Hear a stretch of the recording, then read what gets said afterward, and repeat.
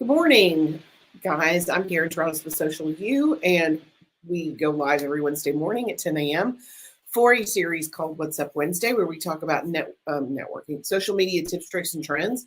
This month we have talked about, let's see, what have we talked about this month? We have talked about mostly SEO. I'm doing an entire SEO series inside university, so we've been doing a lot of SEO, recycling content, keywords, that kind of stuff, how to get found. Excuse me. I am so sorry. So today is a little bit unusual. We have a bonus Wednesday this month. It's Wednesday number 5. So I wanted to talk some about actual live networking where you leave your office or your house and you go do things with other people live. I know it's been a minute for a lot of folks. You haven't had to network or go network, but it's such a critically important part of succeeding in business. Birmingham is a very small, big city. There are very many people who it's all about who you know, and you can't work those connections if you don't have them. So networking is pretty critical. And since everybody's, it's still, people are still getting back in the swing of things, let's talk about what to do live. I actually have 11 tips for live networking. So let's go ahead and get started. Number 1, first and foremost, and this may seem silly, but you really need to make a plan.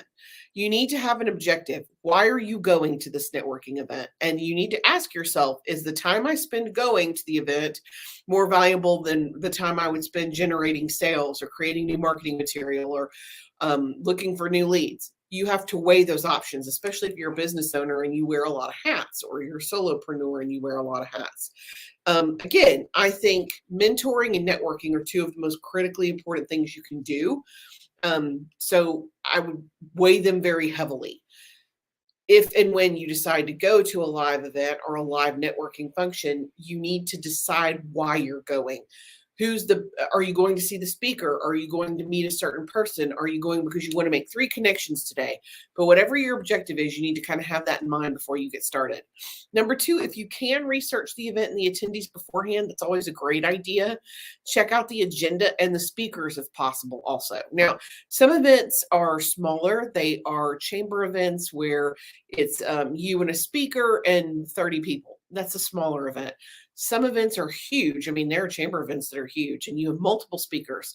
So check them out and make sure that, again, you're spending your time in the best way possible for you and your business. You're getting the most value from the time that you do spend. Especially if you could take a look at the attendees, it's always helpful to know who's going. I don't know if guilty is the right word, but I do this frequently. Like, I'll go through the list and I'll think, I want to meet this person and this person and this person. And then that's what I do. I try to kind of seek them out so that I can make those personal connections, because it's so important to make personal connections. Okay, number 3. Try to connect on LinkedIn before the event if you can. You want to make sure that your profile is up to date so that the person you're connecting with sees your new information and they will recognize you when they see you at the event. Number 4, go to the actual event. I know this seems silly, but all this planning and getting ready won't do you any good if you don't show up, and don't be late. Don't be late. Don't be late. A huge strike not in your favor. So if you're going to go, make your arrangements to go and be there on time. Okay, number 5. If you can, especially if you're more introverted and talking to people you don't know makes you uncomfortable, it gives you anxiety, it's a great idea to have a mentor or a wingman. What do I mean by that? I mean someone who can turn around and introduce you to someone they know, or turn around and start a conversation and let you walk into the conversation, especially if that stresses you out. I don't know how many of you guys have seen the series, older series, How I Met Your Mother. One of the characters on there would turn around especially if they were out at a bar or out in a public place, they were trying to meet girls. He would turn around and say, "Have you met Ted?" That's the kind of thing I'm talking about. If you're the mentor, you need to be the one doing the introductions. If you are the mentee, your mentor should be able to make introductions for you. If not, take a friend, take a coworker, take a colleague, someone who is not as uncomfortable in these situations as you are, who can turn around and say, hey, have you met Madison? She works with me. I'd like to introduce you to her, so that you're not the person who's has anxiety or is more introverted, doesn't have to do it all by themselves. Having a wingman can be just a tremendous blessing. Number 6, you want to try to be active on social media during the actual event, if possible. Okay, what do I mean? I mean, if you're doing a 2-day conference and you're sitting through multiple performances, multiple presentations, or multiple speakers, it's a great idea between speakers to send out a tweet or get on their social media and, tag your speaker or talk about what you've learned or what your favorite takeaway from that one speaker was. When you are communicating during the presentation, people are more likely to pick it up and notice you. Now, I'm not saying get out your phone and stand up during the presentation and get behind the speaker and take pictures. You don't want to do anything that's going to be distracting. However, it's always a good idea when you could tag your location, tag the presenter, tag other people in the room, and then comment on your takeaways. Always a good idea. And if you can do it during the event, that's great. Let's see. If you have a question and you're one-on-one, make sure you introduce yourself first. Don't just, you wouldn't do this in a personal setting. You wouldn't just walk up to somebody and start talking. You need to introduce yourself so that they know who you are before you launch into what it is you want to know. And number 8, I think people really forget this, and it's so very important. It's not about you. It's never about you. It's always about the person that you're talking to. The what's in it for me. So you have to kind of bring that to the table. What's in it for the person that you're talking to? How can you help them? How can you benefit them? It's always serve first. How can I help you? What can I do? So if they're talking about something and you can solve that problem, jump in there and solve the problem. Make sure you follow through if you tell them you're going to do it. But again, it's never about you. It's always about who you're talking to. Number 9, don't sell, just connect. Again, it's not about you. It's about what you bring to the table that helps the people in the room. So don't get caught up with just selling. You would never walk into, well, I hope you wouldn't walk into a personal function and just take a handful of cards and kind of throw them in the general direction of the crowd and run. You don't want to be that salesy person that is only in, and we've all seen it. You see it at networkings all the time, that one person that's only in it to make the sale.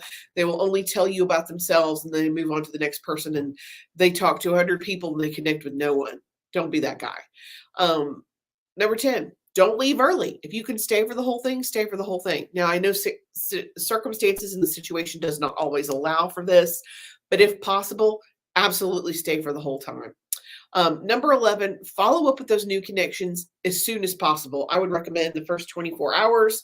Ideally, you want to connect with them on LinkedIn or other platforms where they are active and you are active so that you can continue to get to know each other and continue that relationship. Number 12 is kind of a bonus. If you are going to a networking, there's an app called CamCard. It makes the process of it allows you to scan, verify, and manage your business cards easier than any other app that's been tested. And this is from multiple resources that say it's the easiest one to use for networking for an app. It also provides better than average accuracy and human transcription services. So if you want to take the technical way or technological way to capture other people's information instead of having a handful of business cards, CamCard is the best way to go. It's about $20 a month. If you're old school, you can always flip that card over and write on the back, or you can generate your own QR code that shares your information. So when someone says, hey, do you have a business card? Nope, I have this QR code in my phone, and they scan it to get your contact info, and it's already in their phone. Never a bad idea. Okay, guys, we will be back next month. With brand new topics and brand new information for you. If there's something special you want to know, please let me know. I'm always happy to I want to teach you whatever you want to learn. So if there's something that's important to you or something that you're wondering about, let me know. At this point, Facebook has made so many changes. It's shocking.